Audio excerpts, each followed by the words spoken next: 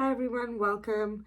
Today's topic is speaking, not reading. So if you have a speech to give, a presentation to make, my idea and advice to you is that you should focus on speaking to your audience and not reading off a piece of paper. I think it's very, very important to make that decision and to make that decision early and stick with it. So, for any speech, any presentation, any interview, anything to make an impact, it has to be something that connects with the audience, that engages your audience.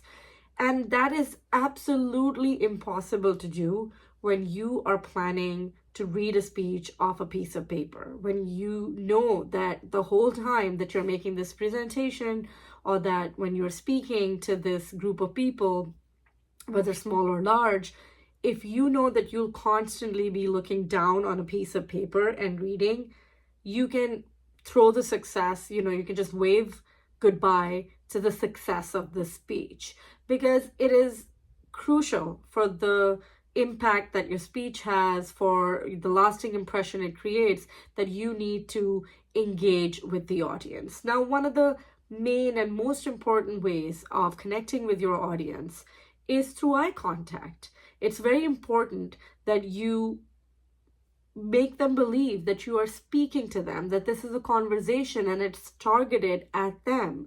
And throughout your speech, throughout your presentation, it's important that you're first looking at this part of the audience, you're looking at that part of the audience, you're looking directly at you and making sure that the words are being spoken to this person and not just, read off a piece of paper without any connection. Also, just to add that when you're reading, you tend to get monotone. You're just kind of reading your words, your sentences are longer, you're just engaging with the paper and not with the audience. So eye contact is very important. Some other tools for audience engagement that, some of my other stuff also points to, and you must have come across as well, is to share personal stories and anecdotes. And can you imagine sharing them and people remembering them if you were just reading them off a piece of paper?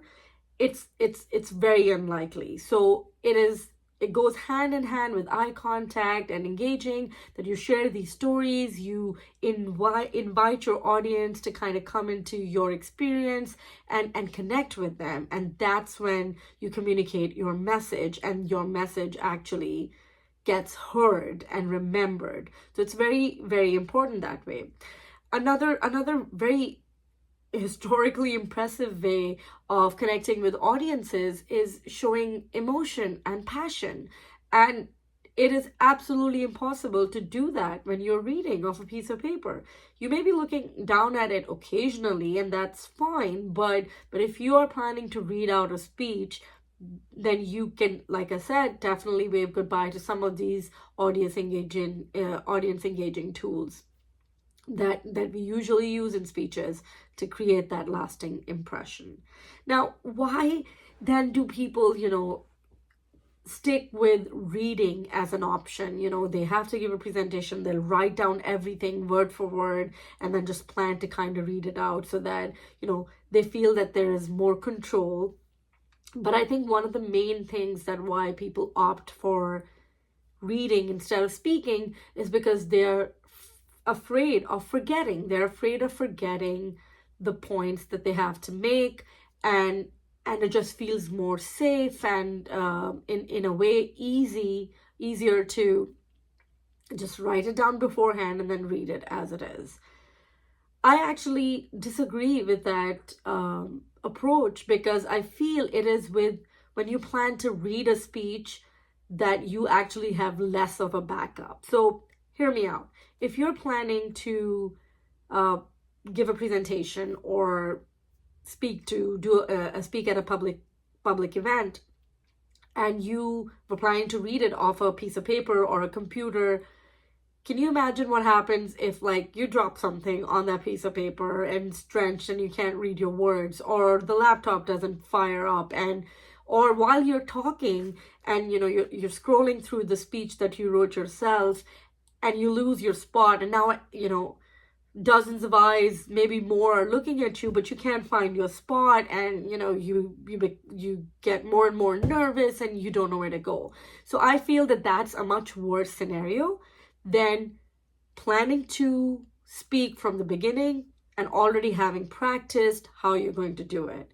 So I feel reading actually has no backup. But if you plan to approach a presentation or a speech, more by a conversational speech and speaking style, then you have more backup, because the backup is you. It's all here. You've done it, you've practiced it, and you're ready to go. Yes, you may, maybe for a second or two forget something and then you'll insert it back up, but I believe you have a lot more control. So I feel that for these two very important reasons, we should approach these presentations, these speeches, to be done in a speaking way and not a reading style, right? Now, how do we do it? That's where the meaty stuff comes in. So one of the first things that I would ask you to do if you're, opting for speaking and not reading, is that you have to clearly and succinctly outline your speech. I always say that speeches need to be kept simple. I believe in a system in which you basically approach it in 3 sections. The first one is a preview. You're kind of setting up the stage, telling everybody what to expect, what your message is about. Then you give the view, which is the actual crux of the matter, like the meat of what you want to communicate. And then you review it, you recap it, you bring it back in, you tie it back together, and done. So it's preview, view, review, and you're done. Now, I've come from broadcast TV, and we very clearly subscribe to the thought that when we write scripts, when we do stuff for TV, we do one thought, one sentence. And there's a very important reason why we do that. We stay away from long, elongated concepts and sentence structures, because listeners cannot follow all your commas and follow all those thoughts and connecting dots right to the very end. They need to be told something, and they need to be told directly, clearly, and in one sentence. One thought, one sentence. And I think that applies very clearly and very directly to speeches, whether it's on TV or whether it is on, in a one-on-one interview. Keep it simple, keep it short, and make sure that the message goes across. So in these 3 structures, outline your speech, and now you know that you have to go down these 3 sections, and it's simple for you to remember, it's simple for for everyone to follow who's listening to you. Now, the next step that you can do to support yourself in speaking and not having to remember everything, what you can use are visual cues, visual aids. It could be a PowerPoint presentation. You could put all the points in one slide or 3 different slides, and as complicated or not complicated as you want it to be. That helps you remember, helps you keep on track, and also helps your audience follow if they can also see them. But if you don't have access to a PowerPoint and there's no way of providing those visual cues for your audience, you can always have 3 cards with the first point, second point, third point right in front of you. So you give yourself some stuff to remember, to kind of glance back up, that looks totally all right and does not take away from your speech. It actually adds to it that you have a plan, you're sticking to your plan, and you're not wasting your audience's time, and you're really going with structure.